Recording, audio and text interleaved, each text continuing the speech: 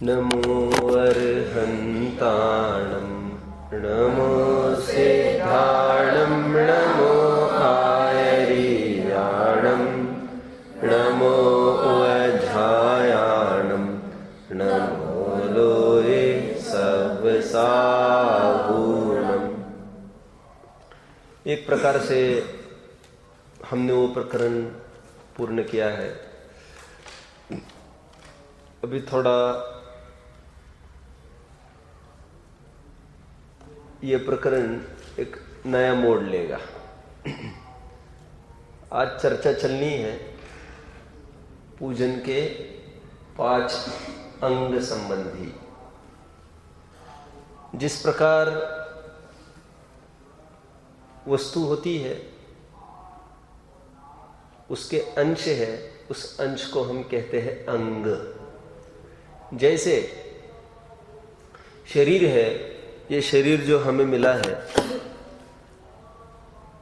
उस शरीर है अंगी, और उसके है 8 अंग।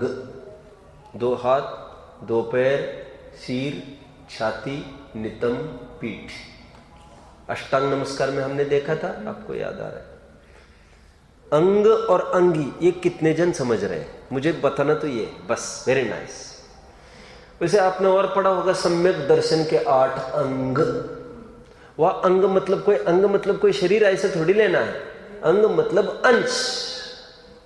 जिसको सम्यक तो होगा उसको निशंकित, निकांक्षित, निर्विचिकित्सा, अमूढ़ दृष्टि, अनुद्गोहन, बोलो, वात्सल्य, प्रभावना, स्थितिकरण, ये 8 अंग प्रवर्तेंगे। सम्यक ज्ञान के 8 अंग होते हैं, चारित्र के होते हैं। चारित्र के 13 अंग, 5 महाव्रत, 5 समिति, 3 गुप्ति, कल बोला था। अंग अंग अंग मतलब what does that thing constitutes, what does that thing contains. जैसे दूध है, उसमें विटामिन के अंश है इतने, प्रोटीन के अंश आदि आदि। ठीक उसी प्रकार पूजन जो हमने करने जा रहे हैं, करते हैं, वो पूजन कंस्टिट्यूट्स ऑफ 5 अंग, 5 भागों में विभाजित है। कोई भी काम होता है वो सेटेड होता है, बहुत सेटेड। तो कैसे क्रम से ये 5 स्टेजेस में कैसे काम होता है पूजन का हम देखते हैं। दरअसल हम जिसको पूजन कहते हैं वो मात्र पूजन ही नहीं है। क्या मात्र पूजन ही नहीं है? मतलब देखो, मैं हमेशा एक बात कहता हूं, पानी छानना मतलब क्या? पानी छान के पीते हो रोज? हाँ, छान के पीते हैं हम पानी। तो वहां पर पानी छानना मतलब कोई पानी छानना ही नहीं है अर्थ उसका। तो पानी छानने का मतलब, सुनो, पानी छानने का मतलब पानी कुएं का हो 1, छन्ना इतना मोटा हो 2, फिर पानी छने 3, फिर बिलछानी डाली जाए 4, पानी गर्म हुआ जाए 5। अब गर्म हो नहीं तो ना हो, वो बात अलग, 48 मिनट के अंदर लेना हो तो। मैं तो अभी क्या कह रहा हूं, पानी छानना मतलब उसमें छानना ही नहीं लेना। बिलछानी लेंगे कि नहीं लेंगे? ठीक उसी प्रकार पूजन मतलब मात्र चौथा अंग पूजन नहीं लेना। क्यों? पूजन में इसके अलावा और 4 अंग हैं। कौन कौन से 4 अंग है पहले सामान्य रूप से लिख लो, फिर अपन चर्चा करेंगे। इसलिए इस पूजन को पंचोपचारी पूजन ऐसा भी कहा जाता है। पंचोपचारी पूजन। ये कितने जन ने तर्क लिखा है? मैंने पानी छानने का जो तर्क दिया वो लिखा कितने जन ने, मैं देखना चाहता हूं नोट्स कौन बना रहा है प्रॉपर। जो मैंने पानी छानना मतलब छानना नहीं लेते। अब ये मैं चाहता हूं एक जन एक नोट्स बनाए। अब बहुत गाफिल रहते हो और एम्प्टी माइंड डेविल्स वर्कशॉप फिर आपको उपयोग नहीं लगता। धड़ाधड़ लिखते जाओ आप। आह्वानन, चर्चा करनी है, पहले तो लिख लो आह्वानन। बोलिए आगे। स्थापना, बोलिए सन्निधिकरण, बोलिए पूजन। Very nice. बोलिए विसर्जन। अपन पूजा लिख लो चाहे तो। बात तो एक ही होगी। कहना यह है पूजन के 5 अंगों में चौथा अंग भी फिर पूजन ही है। तो इसलिए मैं कह रहा हूं पूजन मतलब मात्र पूजन नहीं लेना, आगे पीछे भी उसका पूरा है। मैं सबसे पहले आपको एक बात कह दूं, वैसे आश्चर्य का धक्का लगेगा, पूजन में तो, सच्ची पूजन में तो ऐसा कुछ नहीं है, लेकिन जो प्रचलित परंपरा चली है उसको मैं बता रहा हूं। ये प्रचलित परंपरा भी मूल में अपनी नहीं है, ये कैसे इसमें घुसी है वो भी, उस पर भी आज मुझे काफी चर्चा करनी है। चलो पहले इसी पर चर्चा करते हैं, फिर अन्य अन्य चर्चा अपन करेंगे। देखिए, पहले पंचोपचारी पूजा भगवान के लिए, अनंत आदि पंच परमेश के लिए कभी भी प्रयोग नहीं होती थी। ये मात्र मंत्र तंत्र की सिद्धि के लिए, देवताओं के आराधन के लिए ही 5 अंगों की पूजन होती थी। अब इतना पर्दाफाश होगा हमारा, हमें पता चलेगा हम कितने लकीर के फकीर बने हैं। क्या बोला मैंने? क्यों? नाम itself tells, the name itself tells. क्या? बोलिए, मेरी बात को कौन पूरी करेगा? आह्वानन इस नाम से ही समझ में आता है कि पूजन का सच्चा स्वरूप नहीं है ये। क्यों?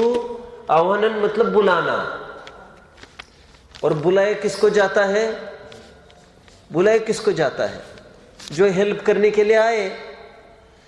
भगवान आते हैं अपने। सुनो, मैंने एक दिन आपको कहा था, वैदिक मत में तो भगवान आते हैं नीचे।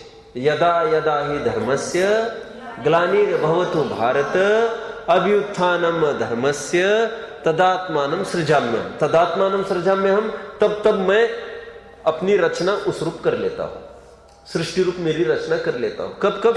जब अधर्म का प्रकोप होता है और जब भी संकट आता है, और तो धर्म के उत्थान के लिए मैं यहां पर जन्म लेता हूं। क्यों? परित्राणाय साधूनां, सज्जन पुरुषों की रक्षा के लिए, विनाशाय च दुष्कृताम, कदाचारी दुष्ट लोगों के नाश के लिए। क्या? धर्म संस्थापनार्थाय संभवामि युगे। मैं युग युग तक ये मैं मेरा धंधा करता हूं, नौकरी करता हूं मैं लोगों की। आप समझ रहे हैं? देखो, नौकरी मैंने कहा आपको कुछ भी नहीं खला, क्योंकि ये भी एक प्रकार की नौकरी है ना। ये वे तो आह्वान करते हैं, हे भगवान, और प्रहलाद की रक्षा के लिए आ गए नरसिंह अवतार लेके, और टिटवी की रक्षा करने के लिए आ गए वो विष्णु का अवतार, वो किसकी रक्षा करने के लिए आ गए और वो किसी का अवतार। समझ में रहे? ऐसे हजारों लाखों अवतार दिखाते हैं, मूल तो 24 अवतार दिखाते हैं। आप समझते हैं? 24, और फिर एक एक के भी इतने अवतार दिखाते हैं। राम और कृष्ण एक दूसरों के अवतार ही कहते हैं। अब मुझे तो ये कहना है, हमारे भगवान ऐसा आते हैं क्या बुलाने पर? हमारे भगवान अवतारवादी नहीं है, उद्धारवादी है। एक बार मक्खन में से घी हो गया, this is not a reversible reaction, this is an irreversible reaction, one way. ये बात है, जो संसार से मुक्त होता है वो लौट के फिर से कभी भी नहीं आता है।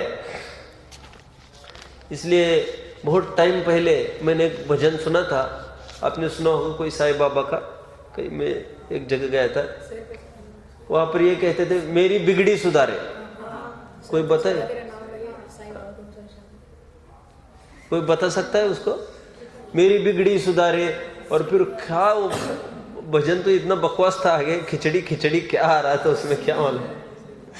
अब मुझे तो क्या कहना है, समझो, मेरी बिगड़ी सुधारे, मेरी बिगड़ी सुधार दो। और उसमें कहते हैं, भगवान तेरा क्या बिगड़ेगा, मेरी बिगड़ी सुधार दो। तेरा क्या बिगड़ता है? तू थोड़ा धक्का लगा ना, तेरा क्या बिगड़ रहा है? कहते लिफ्ट खाली गाड़ी जा रही, तेरा क्या बिगड़ रहा है? तो ले लेना मेरे को, मेरा बिगड़ी सुधर जाएगी। उसी प्रकार भगवान को लिफ्ट, तेरा क्या बिगड़ेगा, तेरा तो निहाल होगा, तुम बिगड़ा को सुधार दो। तो मैं कभी कभी ये कहता हूं कि बिगड़ी तो तुम्हारी कभी भी नहीं सुधरेगी, बल्कि वे सुधरे के बिगड़े हो जाएंगे। उनको राग होगा ना, उनको सीधा संसार में आना पड़ेगा। आपको याद आ रहा है, इसलिए मैंने एक बात कही थी, हे पारसनाथ तेरे भरोसे मैंने नैया नदी में छोड़ी है, पार करा देना। ऐसी जिनकी भावना होगी, वे एक माथे में एक गांठ बांध के चलो, क्या कि उनकी नैया अवश्यमेव डूबेगी, क्योंकि खेवट के भरोसे छोड़ देते तो कदाचित तिर जाता। पारसनाथ के भरोसे छोड़ी है, बहुत बड़ी रिस्क ली है तुमने। खेवट बचा सकता है आकर, खेवट की तुम आह्वान करते, भगवान का आह्वान कैसे कर दिया? यू फूल, फुल्ली अ फूल। कानून समझ में आ रहा है? हाँ, मैं क्यों कह रहा हूं इतना? आह्वान इस शब्द से ही ख्याल में आता है, दाल में कालापन। ये जैन धर्म की बात नहीं है, ये मिलावट की बात है, भगवान आते नहीं है। ये सत्यता पहले लिख लो आप। मैं दूसरा फिर आप टेबल वाइज या तो लिखो सब। एक तो सत्यता का एक टेबल बनेगा, और फिर व्हाट नेक्स्ट, अब व्हाट टू डू देन, ये नेक्स्ट टेबल एक बनेगा। फिर क्या करें? ये सत्यता तो ऐसी है, फिर अभी कैसा रास्ता निकाले, how to make a way out, ऐसा लिखो। समझ में आता है? नेक्स्ट कॉलम तो रियलिटी है ना, how to make a way out, अभी रास्ता कैसे निकाले उसमें से। तो ये लेफ्ट ही लेफ्ट कॉलम चलेगा, ऐसा मान के चलो। देख लो आपको जैसा लिखना है, नहीं तो अभी लिख रहे हो तो उसके बाद अलग से लिख लेना, आप देख लो। तो देखो, आह्वान एक तरफ लिखा, उस तरफ क्या लिखा? बुलाना। तो ये सरासर अनुचित है, क्योंकि अभी मैंने क्या कहा, ये देवता आराधन के लिए, मंत्र तंत्र की सिद्धि के लिए ही पहले ये 5 अंग बोले जाते थे। आह्वान नाम से ये फलित होता है। इनका जैन धर्म से क्या मतलब आह्वान किसी को बुलाने का? एक बात तो ये हुई। फिर इतिहास, थोड़ा अपन इतिहास ही देख रहे हैं वैसे। अभी चार्ट कौन कौन बना रहा है मुझे बताना जरा। अब चार्ट बनाने लग गए सब, बनाने लग गए। अभी थोड़ी स्पेस छोड़ दो, चार्ट तो बनाना ही है। अभी इतिहास की थोड़ी सी बातें लिखनी है, इसलिए आप थोड़ा सा उसको गैप करके थोड़ा सा एक 10-15 लाइन छोड़ दीजिए, 15-20 लाइन्स, और फिर इतिहास लिखिए पहले। मैंने अभी इतिहास में क्या बोला? पहले पंचोपचारी पूजन नहीं हुआ करती थी। मंत्र तंत्र की सिद्धि के लिए केवल देवताओं की, और किसके अनुरूप हुई चालू हुई होगी? वो केवल हिंदुओं की देखी। जैनत्व की कोई बात नहीं है ये, इसलिए कोई नहीं कर रहा हो ये स्थापना फापना, ये कोई चीज, उसको बदनाम मत करो। इतिहास को देखो। अरे भगवान के दर्शन तक पूजन कहे गए, भक्ति ये सब आएगा, पूजन में ही आएगा। भक्ति करो, उनके सामने कुछ पढ़ा, स्तोत्र पढ़ा, आलोचना पाठ, कुछ भी पढ़ रहे हैं, हो गए पूजन। ऐसे जरूरी नहीं है इन्होंने स्वाहा स्वाहा तो किया ही नहीं। लकीर के फकीर मत बनो। तो देखिए फिर आगे क्या हुआ, देखिए। और ये सबसे पहले पंचोपचारी पूजन चालू हुई थी विक्रम संवत 1104 में। मल्लीशेन सूरी, कौन होंगे मल्लीशेन सूरी? ऑफ कोर्स भट्टारक। इन्होंने सबसे पहली बार ये लॉन्चिंग किया। देखिए इसमें कोई दिगंबर आचार्य दिख रहा है आपको? दिगंबर आचार्य कोई दिख रहा है? सूरी नाम से भी घबराना नहीं। वीर सागर ये किसका नाम है? हाँ, आप भ्रमिष्ट हो गए। लोग समझते सागर जुड़ा मतलब मुनि का नाम आ गया। अरे कोई जरूरी थोड़ी है। वीर सागर नाम के एक विद्वान है अपने दिल्ली में, तो भ्रम नहीं करना नाम में। समझ में आता है? देखो जैसे मैं आपको बताऊं, शीतल लड़का है कि लड़की है? भ्रम नहीं करना, लड़के का भी नाम शीतल होता है। समझ में आता है? क्या है? दोनों होते हैं, बहुत होते हैं ऐसे। क्या है? प्रांजल। हाँ प्रांजल। आहा, हाँ क्या है? अरे अब कौन लड़की, अभी ये इसकी क्या कर रहा है? अरे है, बस पता चल गया। चलो ठीक है, तो वही हो सकता है, कंफ्यूजन नहीं। मैं क्यों कह रहा हूं? सूरी नाम से कंफ्यूजन नहीं क्रिएट कर रहे, नाम निक्षेप है। चलना है आगे। चलिए आगे। फिर बाद में महत्वपूर्ण बात यह है, यहां तक कि सोमदेव सूरी यशस तिलक चंपू में तथा पद्मनंदी आचार्य ने तक 8 द्रव्य से तो पूजन लिखी, लेकिन 5 अंगों का वर्णन उन्होंने कहीं नहीं किया पूजन में। सोमदेव सूरी यशस तिलक चंपू के रचयिता और पद्मनंदी पंचविशितिका के रचयिता पद्मनंदी, उन्होंने भी पूजने लिखी, उसमें उन्होंने 5 अंग लिखे ही नहीं, 8 द्रव्य से भली पूजन करा दी उन्होंने। मतलब कहना है सोमदेव सूरी लगभग 12वीं 13वीं सदी के हुए, तब तक भी इसका नामो निशान नहीं था। मात्र मल्लीशन ने प्रयोग किया अभी तक। किसमें प्रयोग किया है? वो मंत्र तंत्र सिद्धि के लिए, देवताओं के लिए प्रयोग किया है 5 अंगों का। ये पकड़ रहे आप लोग सब? अरहंत परमेष्टि के लिए उन्होंने नहीं किया था। चलिए आगे। तो हमें देखना ये कैसे आ गया। पहली बार भगवान की पूजन करने में, भगवान मतलब अरहंत आदि की पूजन करने में इन अंगों का प्रयोग किया। किसने किया होगा? Who may be that notorious fellow? Ashadhar. Ashadhar ने, लेकिन उसने भी एक सावधानी रखी। क्या रखी? उसमें बहुत अच्छी पकड़ है। उसमें विसर्जन तो उसने भी नहीं लिखा। क्यों नहीं लिखा? अब उसका रहस्य अपन बाद में देखेंगे। विसर्जन तो उन्होंने भी नहीं लिखा। उन्होंने 4 ही अंग लिखे, आह्वानन, स्थापना, सन्निधिकरण और बोलिए पूजा। बस पूजा। विसर्जन कैसे लिख सकते हैं? विसर्जन शब्द ही स्पष्ट रूप से बोलिए वैदिक मत से आया दिखता है। अपने यहां कौन सा विसर्जन? हालांकि मैं अर्थ करूंगा, अभी थोड़ा टाइम है, मुझे टाइम है। पहले ये समझिए, ये कोई जैन मान्यता नहीं थी, ये घुस के आ गई है ये सब अपने में। Is it clear to everyone? ये तो एक दिगंबर आचार्य लिखते ना, फिर ऐसा कुछ। आगे बढ़ते हैं। आशाधर की और एक बात लिखो थोड़ी सी जरा। उन्होंने अपने प्रतिष्ठा पाठ में अंत में एक प्रशस्ति लिखी है, सबको ये नोट करने लायक है। उस प्रशस्ति में उन्होंने ऐसा लिखा, ग्रंथ कृतस्तेन युगानुरूपः। ग्रंथ कृतस्तेन युगानुरूपः, इसका क्या अर्थ है? कौन बताएगा मुझे?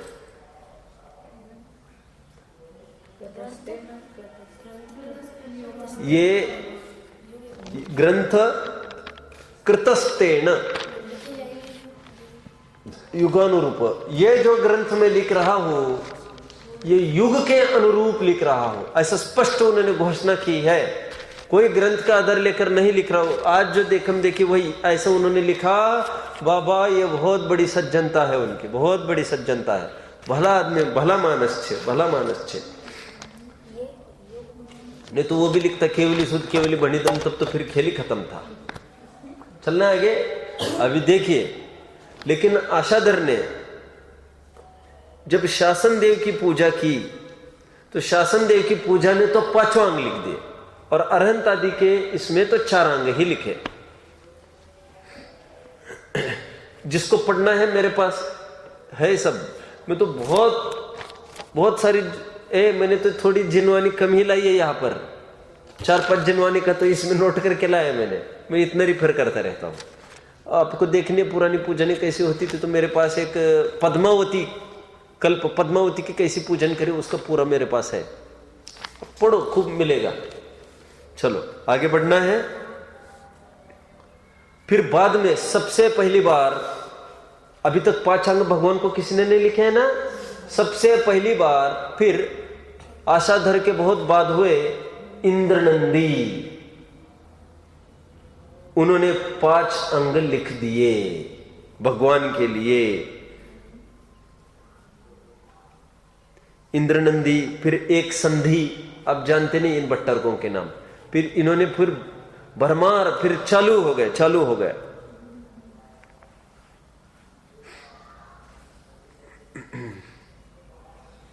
और एक बात, चलो अब बात में अभी प्रकरण चालू करेंगे। चार्ट पर आइए अभी। आप कितने जन बात को थोड़ा थोड़ा समझ रहे हैं?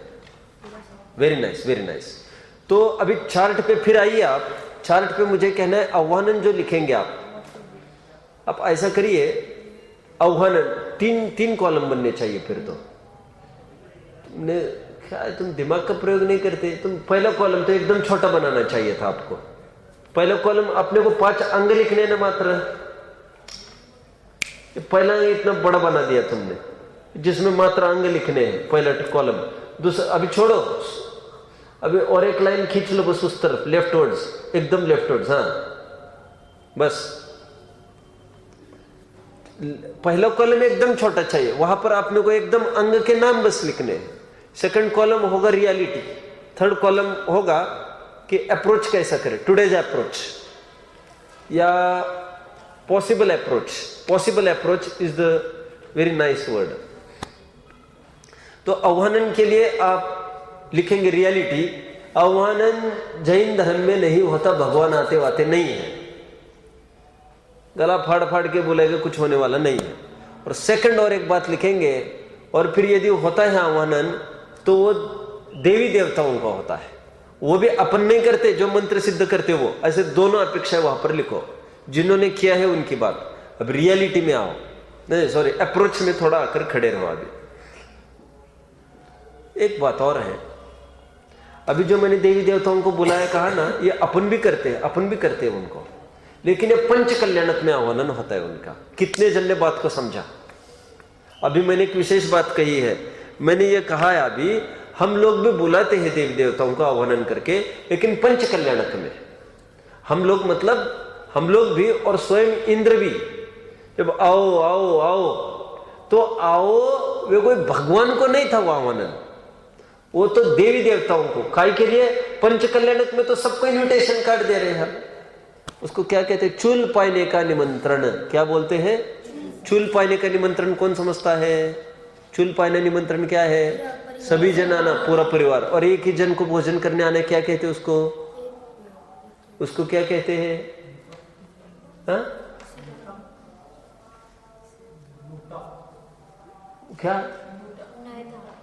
नूथा? नहीं नहीं, न्योता तो है ही, वही। एक अकेले को आना है तो उसको क्या बोलते हैं आप लोग? एक ही जन भोजन करने को आना है, आप नहीं जानते? उसको भी एक पर्टिकुलर वर्ड है, मैं जानता नहीं ना ज्यादा लोग की बातें।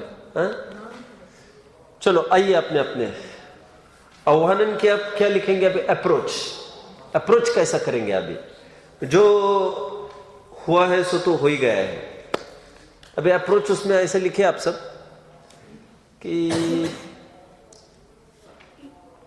अप्रोच मतलब आज रास्ता कैसे निकाले। जिनको पूजन करनी है हटा तो सकते नहीं, समाज तैयार नहीं होगी, तो आज अपन ये विचार करें कि आह्वानन मतलब हम हमारी मनोकल्पना में उनको बुलाते हैं। By mind we are calling them.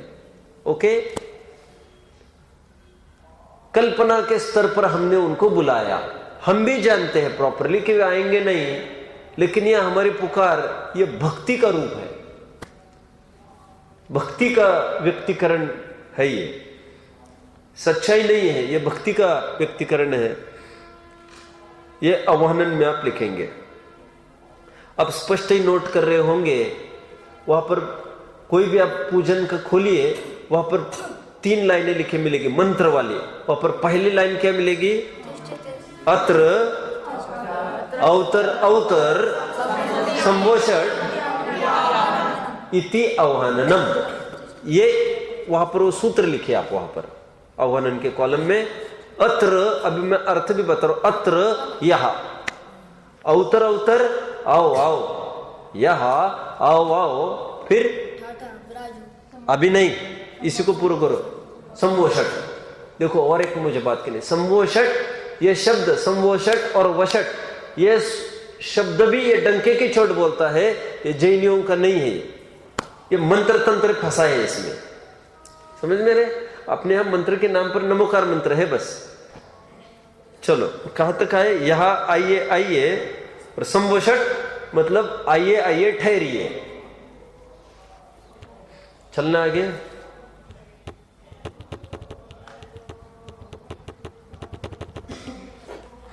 आह्वाननम, ये इति आह्वाननम, इसको आह्वानन कहते हैं। अभी सेकंड पर आइए। सेकंड में क्या लेंगे आप? सेकंड स्थापना। स्थापना लेना है।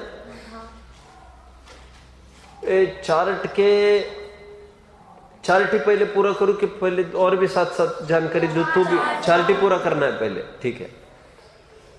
सेकंड लिखिए आप अंग स्थापना। अब स्थापना में आप रियलिटी में वो सूत्र पहले लिख लीजिए सभी। सूत्र क्या है वहां पर? अत्र तिष्ठ तिष्ठ ठठ स्थापना इति स्थापना। अभी देखिए ये ठठ, ये बीज अक्षर कहते हैं उसको। ठठ मतलब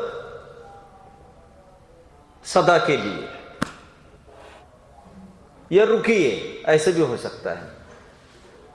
this is a way to welcome our guest, to receive our guest. The way हम जैसे गेस्ट को रिसीव करते हैं, अरे आइए आइए, और आने के बाद फिर बस आइए, रुकिए रुकिए, बैठिए बैठिए, बैठिए के रूप में ले लो यहां पर। रुकिए बैठिए। तिष्ठ तिष्ठ मतलब बैठिए बैठिए। पहले तिष्ठ तिष्ठ नहीं था, यहां पर तिष्ठ तिष्ठ आया। तिष्ठ तिष्ठ मतलब बैठिए, चलना है, सदा सदा के लिए बैठिए। स्थापना। अब रियलिटी में और क्या लिखना है आपको कि अप्रोच में लिखो। अब अप्रोच में थोड़ा स्थापना मतलब हम उनको अपने में स्थापित करें, अपनी कल्पना में स्थापित करें। मेरे मन मंदिर में आन, पधारो महावीर भगवान।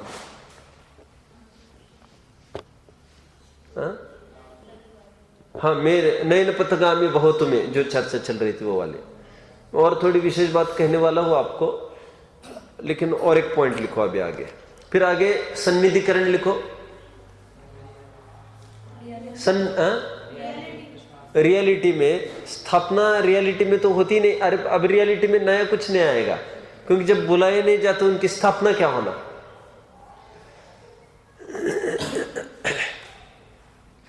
और सन्निधिकरण, सन्निकट, टुवर्ड्स, पार्श्वस्थ, क्लोज। सूत्र लिखिए पहले। मम सन्निहितो भव वशट। अरे बैठे हो और पास में आओ, और पास में आओ, उसका अर्थ है ये। और पास में आओ, और पास में आओ।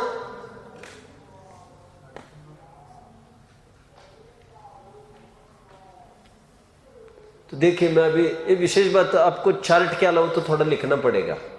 चार्ट के अलावा लिखो थोड़ा ना, आप यहां हुआ थोड़ा चार्ट के 15 लाइन बाद ये करके लाइन में तो थोड़ा ज्यादा स्पेस छोड़ दीजिए आपको लग रहा हो, बाकी और कुछ लिख सकेंगे वहां पर तो फिर लिखे जो मैं कह रहा हूं। मैं ये कह रहा हूं और नजदीक, और नजदीक मतलब कितना नजदीक, और कितना नजदीक कि घुस जाए क्या? हाँ, आप मेरे मन मंदिर में आकर विराजो। क्यों? सर्वोत्कृष्ट स्थान पर हम भगवान को विराजमान करना चाहते हैं, और सर्वोत्कृष्ट स्थान तो हमें हमारा हृदय ही दिखता है। और जितना बड़ा व्यक्ति होता है उसको बड़े सिंहासन पर, बड़े चेयर पर बिठाया जाता है। होता है ना? आप लोग ने रनिंग रेस में देखा होगा, first second third medal holders कैसे खड़े रहते हैं। फर्स्ट वाला सबसे ऊपर, सेकंड वाला फिर, थर्ड वाला फिर। स्टेजेस है, जितने स्तर का वो उतना खड़ा रहे। उसी प्रकार आपका स्तर सबसे ऊंचा है। आप तो सीधा आइए ना, हमारे हृदय में बसिए ना, एक में खो जाओ। सन्निधिकरण। लोग इसका अर्थ नहीं समझ पाए, विशेष स्पष्टीकरण में लिखना। लोग इसका अर्थ नहीं समझ पाए और पास में भगवान को और पास में लो तो ठोने में ही स्थापना करने लग गए, क्योंकि पास में करना कहते हैं। अरे पास में मतलब सन्निधिकरण मतलब अपने आप में अभेद करने की बात थी वो। हरि राधा राधा हरि। आपको नहीं बताया ना, मैंने कल बताया मैंने बच्चों को। क्या 9th वालों को बता रहा था मैंने कल बताया। राधा हरि में इतने मुग्ध हो गए और हरि राधा में इतने मुग्ध हो गए कि दोनों एक में एक हो गए। हरि को बुलाते तो राधा देखने लगती, क्या बात है बोलती, स्वयं को हरि राधा देखने लग गए, राधा हरि देखने लग गए, अभेद हो गया। और 2 उदाहरण दिए थे कल, बोलो। महात्मा गांधी जी ने पहली बार हरिश्चंद्र की नाटक देखी, इतने मुग्ध हुए। वो थीम मैंने कल समझाई थी, सुन लेना, इससे पूरी थीम बतानी चाहिए यहाँ पर मूल में। तो पूरा उसमें ये क्या है, कितनी प्रतिकूल परिस्थिति आई फिर भी सत्यवाद को नहीं छोड़ा। अभेद। तो उन्होंने, गांधी जी ने, वो इतना इम्पैक्ट हो गया, गांधी जी का जीवन बदल गया और वो स्वयं को हरिश्चंद्र ही मानने लग गए जीवन भर। और उन्होंने जीवन में कई दफे स्वप्न में वो नाटक देखा, अभेद हो गए उसको देखते देखते, स्वयं को हरिश्चंद्र मानने लग जाना। समझ में आता है? और क्या उदाहरण दिया था कल? और एक शक्तिमान का उदाहरण दिया था। शक्तिमान को देखते देखते छोटे बच्चे स्वयं को शक्तिमान ही मानने लगते हैं, इतना प्रभाव होता है। शक्तिमान, धड़ाक, टूट गया हड्डी। आप नहीं जानती, शक्तिमान एक सीरियल चलती थी और उसमें वो बिल्डिंग से छलांग लगा रहा है, कुछ लगा रहा है, तो उसका टीवी का इतना गलत असर हुआ। उसको देख देख कर बच्चों ने शक्तिमान की ड्रेस पहनी, उनको लगा हम भी इस मंजिल से कूदेंगे, हमको कुछ नहीं होगा, सीधा धड़ाधड़ कूदने लग गए। ठीक है, अभेद। हे भगवान, आप मेरे मंदिर में आओ, अब मेरे आकर दिल में बच जाओ। ये बात है। सन्निधिकरण का अर्थ ये था, लोगों ने ठोना कर दिया। ठीक है, 3 अंग हुए हमारे। अब पूजन तो पूजन सरीख ही चलेगी, उसमें 8 द्रव्य कैसे कैसे होंगे उसकी चर्चा हमको अगले पीरियड से चालू करनी है। नहीं, छोड़ना नहीं है अभी उसको। पूजन का हाँ, पूजन का आप ये चर्चा बाद में देख लेंगे। बोल अप्रोच, आज का अप्रोच क्या करना। आज का अप्रोच मैंने कहा ना, निकटतम हृदय में ही, निकटतम अभेद में स्थापित करना, अपने में फर्क ही नहीं देखना। लाली तेरे लाल की जित देखो तित लाल, तेरे लाल को देखन मैं गई, मैं भी हो गई लाल। जो भी कृष्ण को देखेगा वो कृष्णमय ही हो जाएगा उसकी भक्ति में। भगवान को जो देखेगा वो भगवानमय हो जाएगा। मुक्ति ने बराबर याद दिलाया, नयन पथगामी भव तुम्हें। आगे बढ़ना है। 3 अंग हुए, चौथा अंग कौन सा? पूजन। अब पूजन की तो अलग से चर्चा करूंगा मैं। पूजन मतलब 8 द्रव्य की चर्चा करने वाला हूं, उसका उचित वगैरह उसको 1 घंटा अलग मंडे कर लूंगा उसका। अभी तो इतना बताऊं मैं जरूर कि जयमाला क्या चीज है। जयमाला इज इक्वल टू आरती। जयमाला में ही वो 2 बार शब्द आए ना, आरती जयमाला, ये पर्यायवाची है। जयमाला क्यों कहते हैं उसको? जयमाला आप लिखेंगे, जय जय, अ चेन ऑफ जय जयकार, slogans of hail to Jainism, hail to Jainism. Hail समझते हो? हेल क्या? HAIL, hail to Jainism. Hail मतलब की जय हो, की जय हो, उसको हेल कहते हैं। नहीं जानते आप? Hail to the conqueror of the senses. क्या अर्थ है इसका? जय जिनेन्द्र। Hail to the conqueror of the senses, जय जिनेन्द्र। समझते हैं? नोट करो ना, क्या ताकते हो शकल। धड़ाधड़ लिखो फटाफट, आप धड़ाधड़ लिखना चाहिए आपको। चलो, जय जिनेन्द्र का अर्थ मैंने बता दिया। चलो अभी आगे बढ़ते हैं। हेल का स्पेलिंग क्या लिखा? HELL नहीं लिखो, गण का फ्लॉ हो जाएगा बहुत बड़ा। हाँ, HAIL लिखो। आगे बढ़ो। कहाँ तक आए? पूजन तक आए। हाँ, तो मैं ये कह रहा, जयमाला मतलब क्या? देखो, माला मतलब चेन, चेन मतलब निरंतरता, निर्बाधता, कोई बाधा नहीं होना। अभी देखिए क्या अर्थ है इसका। फिर अभी तक पूजन कर रहे थे, बार बार बाधा आ रही थी, जल पड़ा चढ़ाओ, चंदन चढ़ाओ, मंजन चढ़ाओ, फला चढ़ाओ, बार बार बाधा खड़ी होती थी, डिस्टर्ब होता था माइंड। अब मैं श्रृंखलाबद्ध भक्ति करूंगा आपकी, अब मैं डिस्टर्बेंस नहीं चाहता। इससे ये क्या बात फलित हुई? इससे ये बात फलित हुई कि अभी तक डिस्टर्बेंस चल रहा था। माला, चेन ऑफ, अभी भक्ति, जय जयकार मतलब भक्ति विथ चेन चलेगी, इसमें आगे नहीं पड़ेगा, ब्रेकेज नहीं होगा, अंतराय नहीं आएगी इसमें। कितने जन जयमाला का अर्थ समझ रहे? Very nice, very nice. आगे बढ़ते हैं। अंतिम क्या लिखा? विसर्जन। रियलिटी में क्या लिखेंगे? रियलिटी में तो कुछ लिखने का काम इसलिए नहीं है क्योंकि यह सब फिक्टिशियस है, इमेजिनरी है, कि वो सत्य तक तो कुछ है ही नहीं उसमें। क्या है रियलिटी उसकी? रियलिटी ये है कि ये विसर्जन अपने में नहीं होता, ये रियलिटी है। अब और फिर एक रियलिटी में एक ये लिखेंगे कि विसर्जन होता नहीं क्योंकि आह्वान नहीं हुआ, और बी में ये लिखेंगे उसी का दूसरा हिस्सा उसी कॉलम में कि जो जो देव पंचकल्याणक में आए थे उनका विसर्जन इंद्र करता है। वो कहता है कि अभी जो आए थे अभी तक वे सम्मान चले जाइए। एक एक जन नोट कर रहा है, एक एक जन नोट कर रहा है। हम नोट नहीं कर रहे हैं, हमको शर्म क्यों नहीं आती। क्या बोला मैंने अभी? अपने आह्वान में भी दो ऐसे ब्रांच करे थे ना, हूबहू विसर्जन में दो ऐसे ब्रांच करो। आह्वान में भी तो दो ब्रांच करे, एक तो ये लिखा होता नहीं, दूसरा ये लिखा देवतागण के लिए होता है, पंचकल्याणक के लिए। विसर्जन भी पंचकल्याणक में हो गए ना। देखो क्या होता है, मैं बताता हूं फैक्ट। ये जब पंचकल्याणक की अरेंजमेंट हो जाती है पूरी, तो इंद्र ये कहता है अब सब जुगाड़ लग गई, तैयारी करनी थी पूरी। अब सुनो देव, जिनको जाना है अभी आप चले जाओ, अब हम दिव्य ध्वनि सुनेंगे। अब जिनको सुनना है सुनो, जिनको जाना है जाओ, व्यवस्था हो गई अभी, ऐसे बोलता है। तो कहता है रुको सब, लेकिन जिनको जाने का भाव हुआ अभी जा सकते हैं। ये वो सौधर्मी इंद्र बोल रहा है, किनको?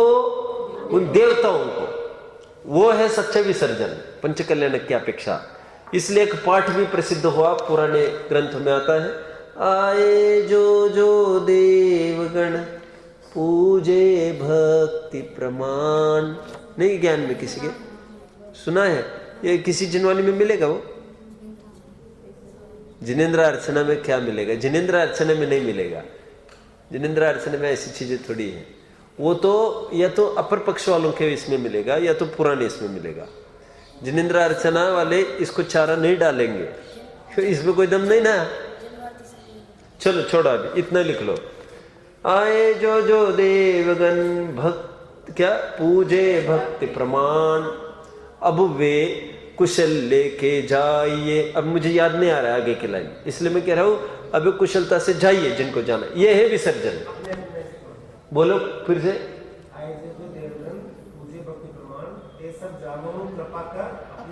ते सब जाओ कृपा कर अपने अपने स्थान। ये आगे बात, ये पुराने हैं इसलिए इन्होंने बताया। अब नई जिनवानी में थोड़ी रहता है वो।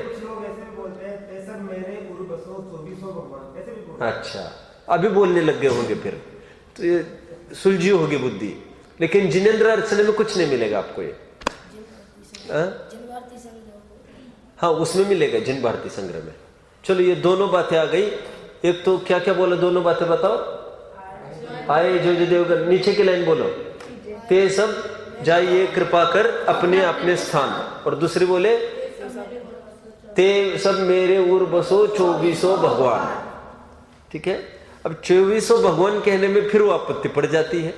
अब फिर उसमें फिर रियलिटी में ले लेते हैं अपन उसको, अप्रोच में ले लो। अप्रोच में ये ले लो फिर अभी उसमें ते सब मेरे उर्ब से बोला ना अभी अपन ने। तो विसर्जन मतलब अभी रियलिटी में लिखना है आपको पूरा। हे भगवान, मजबूरी वशात शरीर थक गया है, मुझे मेरी जिम्मेदारियां है दूसरी, और मेरा उतना पुरुषार्थ भी नहीं है, इसलिए भक्ति खूब अच्छी लगने पर भी मैं फुल टाइम यहाँ पर नहीं रुक सकता। बहुत खेद है, physically I have to get apart, I have to go apart, मैं दूर जाना पड़ रहा है। बट भाव अपेक्षा से मैं तुमको अपने में ही समाये रखता हूं। तो विसर्जन किस प्रकार करेंगे? उर बसता हूं, लेकिन विसर्जन टूटना फिजिकली टूट रहे हैं, लेकिन अपन मैं जा रहा हूं, तुमको नहीं विसर्जन कर रहे। इतना थोड़ा दिमाग लगाना पड़ेगा, तब तो थोड़ा सुसंगत अर्थ उसका निकल पाएगा। विसर्जन का वैसा अर्थ नहीं करना जैसा वो अन्यमति लोग करते हैं। कितने जन समझ रहे बात को? अन्यमति विसर्जन करते आप जानते हो, गणपति वगैरह का। अभी मैं आ रहा हूं उस तरफ, अभी आ रहा हूं, रुको। तो फिजिकली भले विसर्जन हो रहा है, लेकिन मन में मैं आपके भक्ति लेके जा रहा हूं और मैं निरंतर करता रहूंगा। अब भव की बात रखिए, अभी थोड़ी देर पहले भव तक, अभी कहा तुरंत निकालने बैठो घंटे भर बाद, ठीक है। शादी में ये रस्म, ये जीवन भर जन्म न मरने के वादे खाए लिए और महीने 2 महीने के बाद डाइवर्स की सोचे तो पगला गया क्या बोलेंगे। विसर्जन का एक मैं अर्थ कर रहा हूं प्रॉपर, देखिए अभी इसमें लिखेंगे, अप्रोच में ही लिखना है आपको, जगह नहीं है अभी अप्रोच में, थोड़ा देख लो। एक है, एक लाइन लिखने वैसे, वि प्लस सर्जन, विशेष रूप से सर्जन करना। सर्जन करना मतलब निर्माण करना, बनाना, क्रिएट, विशेष रूप से भाव को क्रिएट करना, बढ़ाना, उसका नाम विसर्जन।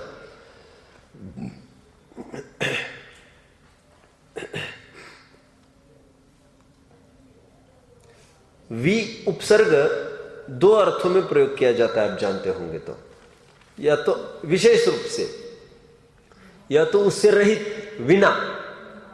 तो यहां पर विसर्जन का अर्थ विना ऐसा नहीं करना, विशेष रूप से करना, तो बराबर अप्रोच बन जाएगा। फिर अपना बात कैसे जुगाड़ लग जाएगी, विशेष रूप से अब भाव आना। क्यों, अभी पूरे पूजन हो गई, इसलिए तो पूजन के बाद कहते हैं पूजो परांत प्रभो यही एक भावना है हो रही, प्रभु लीन निज में ही रहो, प्रभु और कुछ। क्या भावना है, लीन मुझ में ही रहो, ये विसर्जन, ये भावनाओं का सर्जन करना, बनाना, क्रिएट। अब एक बहुत अच्छी बात मैं आपको लिखाऊंगा,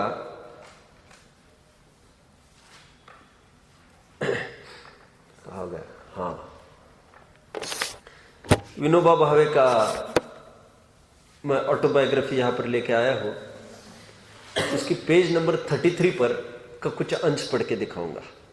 आज मैंने एक साथ इसलिए दोनों लाई, 9th वालों को भी इसका एक अंश पढ़ के दिखाया। इसमें उन्होंने स्पष्ट बोला, विनोबा भावे ने, मैं अभी आई poses only 2 things now with me, a dhoti and spectacles, but even these things I don't like to possess these things, I feel to leave these things, ऐसा लिखा। बट केवल मुझे लोगों का संकोच होता है, इसलिए मैं नहीं छोड़ रहा हूं। नग्नता की सिद्धि मुझे 9th में करनी थी, मुनि स्वरूप लिया था ना मैंने अभी नग्नता का, आपको भी लिया था मैंने, गांधी जी का क्या नग्नता, तो उसके लिए लाया था, आपको दूसरे प्रकरण के लिए लाया। देखिए क्या इन्होंने बहुत अच्छी थीम दी है विसर्जन की, बेहतरीन विसर्जन की। गणपति का ये वैसे ये हिंदू मत वाले हैं, ये जैन नहीं है विनोबा भावे, लेकिन आप थोड़ी अच्छी सोच रखकर सोचना, आपको बहुत अच्छी लगेगी थीम। इन्होंने क्या किया है देखिए, ये वो कह रहे, जब बचपन की वो सुना रहे हैं, जब गणेश पर्व आता था उनका, तो कहते थे हम बहुत उसको बनाते थे, हमारे दादाजी स्वयं उसको घर पर बनाते थे प्रतिमा गणपति की। 10 दिन हम खूब उत्सव करते थे, और 10 दिन के बाद मुझे इतना दुख होता था जब वे विदा लेते थे। और विदाई नहीं, विदा तो एक फेस्टिवल के रूप में, ये और ब्लंडर मिस्टेक लगती थी मुझे, सैडनेस, एकदम दुख लगता था। समझ रहे हैं मैंने क्या 2 बातें कही, क्या कहा, एक तो विदा करना और एक तो पर्व के रूप में और उसको मनाना, जश्न कर करके। वो बहुत खलती थी, बहुत दुख होता था। लिखो लिखो मुक्ति, आप कुछ ही नहीं लिख रही हो, सब उपदेश आप ही के लिए है, वो लिखो लिखो कहने का। सब लिख रहे बेटा, सब लिख रहे, निरंतर कलम चालू रखो आपकी। अब वो लिखना हुआ होगा तो मैं यहां से भी कुछ पढ़ के दिखाऊंगा, फिर धड़ाधड़ पढ़ के दिखाऊंगा बस। अभी चलो लिख लो पहले। विनोबा को क्या विसर्जन के बारे में कहना है वो मैं पहले कहूंगा, फिर पढ़ूंगा। देखो वो क्या थीम रखे उन्होंने, सुनो। वो ये कहते, मैं बहुत दुखी होता था, लेकिन जैसा जैसा मैं बड़ा हुआ मुझे उसकी एक थीम समझ में आई। क्या थीम समझ में आई? वो कहते, प्रतिमा में हमने राग जोड़ा, ये प्रतिमा को भी फिर उसको भी गौण करना है। मतलब थोड़े मैं अपने में डाल के बोलूं, हम देव शास्त्र गुरु की भक्ति करते, देव शास्त्र गुरु को भी गौण करके हमारा काम होने वाला। ये उसमें उन्होंने पूरा पिक्चर डाल दिया है। अब क्या बोलते हैं मैं पढ़ के दिखा रहा हूं, कितने जनों को थीम समझ में आ रही है। अभी तो आप लिख लो पहले, फिर लिखना नहीं, फिर तो सुनना है।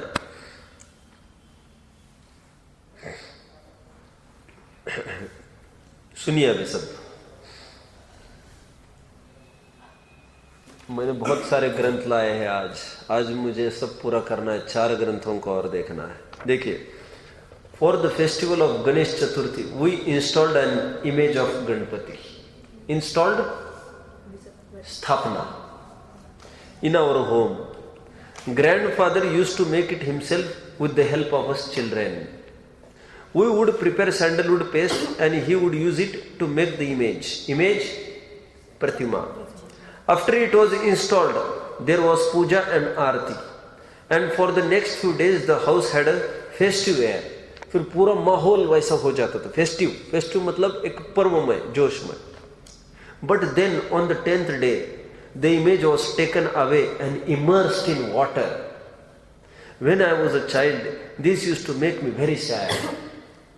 We had worked so hard to make it, we had worshipped and honored it for so many days, and then we not only got rid of it, we even celebrated its immersion as a festival. दो बातें क्या? We not only got rid of it, we even celebrated its immersion as a festival with songs and music. It was only later that I came to understand the significance of this custom. मुझे बाद में इसका महत्व समझ में आया। कह रहे बहुत अच्छी थीम देंगे आप, देखो ये। I came to understand Hindu teaching links together the worship of the image and the ultimate unimportance of the image. Jain दर्शन से मिलता जुलता है। स्थापना, उत्थापन, व्यवहार, फिर उसका निषेध। कितने जन पकड़ रहे बात को? तुम समझ नहीं रहे। It is not to be smashed violently. क्या बोल रहे हैं? अभी नहीं नोट करो, कोई अभी नोट ना करो बीच में। थीम लिखना हो तो जरूर लिखो, क्योंकि आधे फिर तो लेकर ही लिखना जो लिखने का हो। क्या? That's why it is not smashed violently. Violent समझ में आता है? हिंसक रूप से थोड़ी तोड़ मरोड़ किया जाता है। देखो आगे क्या कहते हैं। But to be relinquished reverently. Relinquished छोड़ना, reverently with purity in soul, बहुत पूज्य भाव से उसको छोड़ते हैं। इसीलिए तो 2 बातें महत्वपूर्ण इसमें है। क्या?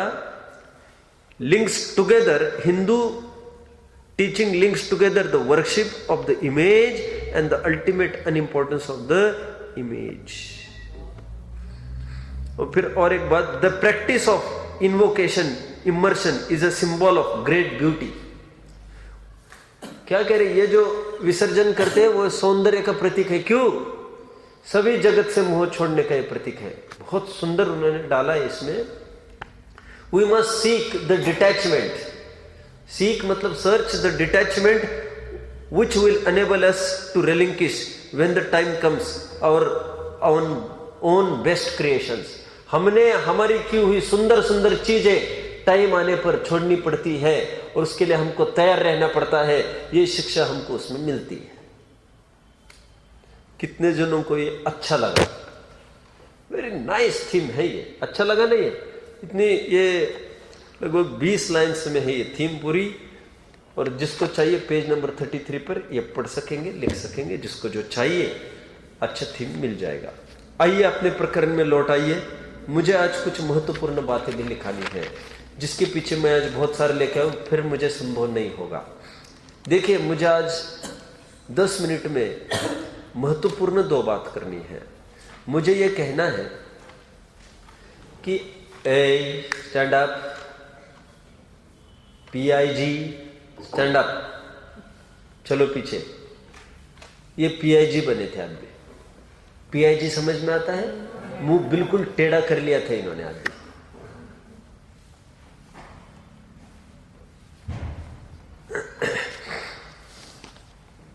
चलो कहां तक आए?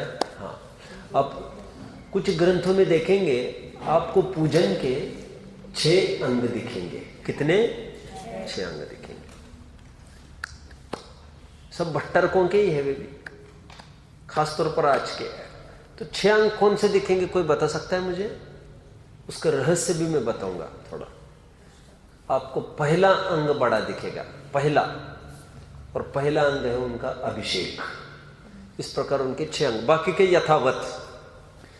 तो फिर इसलिए भी आग्रह बहुत रखते हैं कि अभिषेक अंग है, अभिषेक अंग है, जबकि मुझे यह कहना है कि अभिषेक कोई अंग नहीं है। क्यों? क्यों अभिषेक अंग नहीं है? अभिषेक एक व्यवस्था है, that is not a part of puja. व्यवस्था एक क्लीनलीनेस की व्यवस्था है, वो साफ सुथरा। एक यदि वो अंग होगा तो हर एक जन को करना जरूरी होगा फिर, और फिर इससे इतना बड़ा रोग पनपा है, इतना बड़ा रोग पनपा है कि जो भी आता है 11-12 बजे भी स्नान करके आए, पहले आता है वहीं पर प्रतिमा बाहर रखी रहती है और पानी रखा रहता है, वो आता है, वो थोड़ा कल से ढोर जाता है, फिर और कोई आया वो ढोर जाता है। ऐसा लगभग 6 घंटे 8 घंटे सब आकर थोड़ा थोड़ा ढोरते जाते। क्यों? हमने पूजन ही नहीं की, और इतनी तकलीफ हुई इससे कि अभिषेक भी एक अंग है, अभिषेक भी अंग है, इसके चक्कर में अभिषेक ही एक अंग बनकर रह गया। मतलब केवल अभिषेक के लिए आते हैं, बड़ा बड़ा बड़ा पानी गिरता दिखा, उनकी पूजन खत्म हो गई, ये निकले। उनके लिए अभिषेक 6 अंग में से एक अंग नहीं है अभी, उनको अभिषेक ही पूजन हो गया। अभी कितने जन बात को पकड़ रहे? बहुत जन। और अभिषेक इसलिए बहुत जनों को देखना रहता है, अभिषेक कब होगा, अभिषेक कब होगा, कितने बजे होगा, कहीं अभिषेक देखा, उनको ऐसा लगता है मेरे कर्म झड़ गए, अब रुकना नहीं है, अब उनको धमाधम आउट आउट धड़ाधड़ धड़ाधड़। ये रोग ऐसा पनपा है, आप सब समझ रहे हैं। जबकि अभिषेक was not a part of puja, एक व्यवस्था सिस्टम है क्लीनलीनेस की।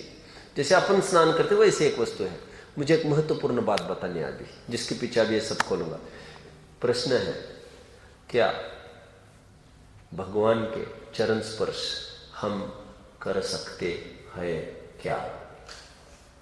प्रश्न ये देखिए, इसमें 2 प्रश्न ऐसे खुलेंगे, अभिषेक के काल में और अभिषेक के बिना के काल में। तो एक बात मैं तो ये कहना चाहूं कि अभिषेक के बिना ऑफ कोर्स शुद्ध वस्त्र है उसके, ऑफ कोर्स नहा धो के आए, शुद्ध वस्त्र है, अबोध हो सकता है। अभिषेक हुआ है 8 बजे और 10 बजे कोई आया, वो चरण छू सकता है क्या? अपन ऑलमोस्ट क्या देखते हैं, ऑलमोस्ट हम ये देखते हैं जो भी आते हैं धड़ाधड़ धड़ाधड़ धड़ाधड़ धड़ाधड़ एक चरणों को छूता रहता है। तो वो युक्त है कि युक्त नहीं है, ये कहना है। तो ये यहां पर स्ट्रांगली इसका निषेध करेंगे, बिल्कुल भगवान को छूना नहीं चाहिए। कारण कारण कारण अभिषेक के काल की भी सुनो। अभिषेक के काल में तो भगवान को जो छूते हैं वो तो मजबूरी, बिना छुए कैसे साफ करेगा उनको भी, लेकिन चरण को छूना केवल सफाई के हिसाब से छूना चाहिए, दर्शन लेने के हिसाब से उनको भी नहीं छूना चाहिए। कारण कारण हमारे यहां मुनिराज का दर्शन कैसे करते हैं? दूर से छूते हैं क्या? जिनवानी को नमस्कार कैसे करते हैं सब? ऐसा ऐसा करते हैं क्या? छूते हैं क्या? नहीं, दूर से ही ढोक दे देते हैं देव को। फिर देव को छू कर क्यों? और समो शरण में भी कोई भगवान को छूता है क्या? कभी छूता है? दूर से ही नमस्कार, वहां पर नमस्कार नहीं करते होंगे। बिल्कुल नहीं छूना चाहिए भगवान को। हमारे यहां छूने की परंपरा अब्रह्म के दायरे में डाली है। किसी को छूना अब्रह्म का दोष लगता है। इसलिए भारतीय संस्कृति भी इतनी शालीन है। शेक हैंड, गले मिलना दूर, शेक हैंड भी नहीं चलता, नमस्ते, हाथ क्या लगाना, पागल है क्या? इसलिए मुझे बहुत अच्छा लगता है। ओबामा गए, मैंने एक दिन कहा भी था, ओबामा गए, यहाँ पर आए थे ना दिल्ली में, यहाँ से अचानक वे निकल गए पाकिस्तान, कहीं कहाँ गए थे वे, अरब किसी कंट्री में, सऊदी अरब। तो उनको कोई मर गया था बड़ा आदमी, तो उनको मिलने गए। उनको पहले तो कहा नमाज पढ़ रहे, आपको रुकना हो तो रुको, जल्दी हो तो निकल जाओ। सेकंडली उनको कहा, फिर वे बाहर आए, शेक हैंड के लिए उन्होंने हाथ बढ़ाए, पति पत्नी ने, उन्होंने शेक हैंड नहीं किया। आदर्श बात है, हाथ जोड़ के अपने काम चला लिए। मतलब जो खास लोग, हम क्या समझते हैं पागलपन, छूना ये अच्छी निशानी नहीं है, अब्रह्म की निशानी है। समझ में आता है? तो सन्निकर्षवादी, सन्निकर्ष मैंने बोला कि अभी क्या है, सन्निकर्ष छूकर दर्शन करना मानते। एक सन्निकर्ष मत है, मत जैसे जैन मत है, वो छू छू कर ज्ञान होता है ऐसा मानते हैं। हमारे यहाँ ऐसा नहीं है, ठीक है। और एक एक छूने से कैसी उसकी हालत होगी, समझ में आता है। और मुनि तो छूने का सवाल ही नहीं, कोई नहीं छू सकता उसको, ठीक है। अब ये मुझे ऐसा लगा मेरे ऊपर कोई भरोसा नहीं करेगा, क्योंकि मैं बड़े बड़े विधानाचार्यों को, बड़े बड़े विद्वानों को भी मैं आड़े हाथ लेता हूं, लेकिन आधार कभी किसी को खोल के नहीं दिखाए। हालांकि तर्कयुक्ति से तो ख्याल में आता ही है, कोई भी आएगा बार बार, तमाशा है क्या। और किस किस को पूछेंगे, कोई शुद्धि, मैं शुद्धि में हूं, खेल खत्म। 6 बजे भी आएगा जाएगा, भगवान को छुएगा, मैं नहा के आया हूं, कैसे काम चलेगा। व्यवस्था ही वो कोई खिलौना है, आदरणीय वस्तु है वो। मेरे पास सन्मति संदेश है। सन्मति संदेश का 1988, आज से कितने साल पहले का है ये? 27 साल पहले का है ये। 27 साल पहले का है, नवंबर का अंक है, बराबर 27 साल, ये भी नवंबर चल रहा। नवंबर में का अंक है, पेज नंबर 33। प्रश्न, पूजन प्रारंभ होने के बाद अभिषेक करना चाहिए या नहीं? प्रक्षाल के पूर्व या पश्चात प्रतिमा के चरण स्पर्श करना, छत्र हिलाना युक्ति संगत है क्या? उत्तर, अभिषेक एक बार ही होता है। जिनको अभिषेक करने का नियम हो उन्हें उसी समय आ जाना चाहिए। प्रत्यक्ष केवली की स्थिति में दूर से ही नमस्कार करते हैं, उसी प्रकार दूर से ही नमस्कार करना चाहिए। छत्र हिलाना तो अशुभ सूचक है। ये छत्र की भी बात यहां पर आ गई, लेकिन मुझे मूल तो दूसरी बात कहनी थी। एक आधार तो ये हुआ, आधार दूसरा और एक ये है 87 का सन्मति संदेश, जून 87, पेज नंबर 28। चल प्रश्न, शुद्ध वस्त्र पहनकर, आप आधार बस लिख लो चाहो तो, शुद्ध वस्त्र पहनकर सभी प्रतिमाओं के चरण स्पर्श करना क्या उचित है? समाधान, जिन मंदिर समोशरण का प्रतीक है, समोशरण में जिस प्रकार दूर से नमस्कार करते हैं वैसे ही प्रतिमा को दूर से नमस्कार करना चाहिए, क्योंकि फल तो भावों का मिलता है। मिल गए दोनों आधार। अब और एक महत्वपूर्ण बिंदु पर मुझे चर्चा करनी थी, 1 मिनट में मैं करने का प्रयास करता हूँ। 1 मिनट अपने पास है, क्योंकि उसके पीछे मुझे पूरा लाना पड़ेगा। मैं पढ़ के दिखाना चाहता हूँ सबके बीच में। लू मैं ऊपर भी जा सकता हूँ, 2-4 मिनट चलेगा क्या? फिर आप कभी मुझे कहेंगे 2-3 दिन कंटिन्यूस आधा घंटा ले लो, मैं 2-3 दिन कंटिन्यूस आधा घंटा लूंगा, एग्जाम का टाइम आएगा तो आप कहेंगे वैसा हो जाएगा। देखो अहम मुद्दा है ये, और विद्वानों से टक्कर लेनी पड़ती है, बड़े बड़े, समझ रहे, बड़े बड़े विद्वानों से सब जगह मेरा अनुभव है बहुत अच्छा। कौन कितना मानता है वो बात दूसरी है, आधार तो उनको मैं आपको, आपका ये भाग्य, आप विद्यार्थी बन के बैठे हो तो आपको एक एक आधार दिखाता हूं मैं ढूंढ ढूंढ के। उनको तो सामान्य चर्चा होती है, जिनको नहीं मानना हट जाते। थोड़े दिन पहले बात तो होती रहती है, कोई बात हुई, किसी बात पर मेरी 5-6 विद्वान एक तरफ और मैं एक तरफ था। वे इस पक्ष में थे कि गुरुदेव की जय जयकार होना चाहिए। मैंने ये बोला उनको कि गुरुदेव का जो योगदान है प्रवचन में, ग्रंथ के उद्घाटन में, अर्थ के उद्घाटन में, वो अपने आप में अद्भुत है, और जो भी उसको पढ़ेगा वो भक्ति से शिरोन्नत होगा ही होगा, उसमें क्या शक। लेकिन भक्ति की हम अतिशयोक्ति ना कर बैठे, जय जयकार केवल देव शास्त्र गुरु की ही होती है, और फिर हर एक विद्वान की होगी। क्या आप उसको बर्दाश्त करोगे? मेरे विद्यार्थी क्यों, आप पर मेरा ज्यादा उपकार है कि गुरुदेव का ज्यादा उपकार है? गुरुदेव का आप पर कहाँ उपकार है? गुरुदेव की तो सीढ़ी जो लगा रहा है उसका उपचार से उपकार है आप पर। मेहनत गुरुदेव का है। तो मैंने उनको ये कहा, गुरुदेव का हमारे ऊपर उपकार। मैंने कहा तुमने गुरुदेव से विद्या ली है इसलिए गुरुदेव का तुम्हारे ऊपर उपकार। हमसे जो विद्या ले रहा है उनको भी हमारी महिमा आएगी तो वो जय जयकार करेगा, हमारी तो आपको तकलीफ तो नहीं होगी ना। मिर्च लगी। 5-6 विद्वान, बड़े बड़े एकदम विद्वान थे और सालों के अध्ययनशील है ये। 50-50, 60-60 उम्र के सब थे और बड़े बड़े मंच पे बैठते हैं। तो बहुत सारी बातें चली। मैंने एक फ्लो में एक बात बोली। मैंने कहा इसीलिए तो कुन स्वामी की प्रतिमा आज तक भी किसी को स्थापित करने की दम नहीं हुई है, ऐसा मैंने बोला। प्रकरण यह था किसी की भी वाणी देखकर हम उसको गुणस्थान नहीं निश्चित कर सकते।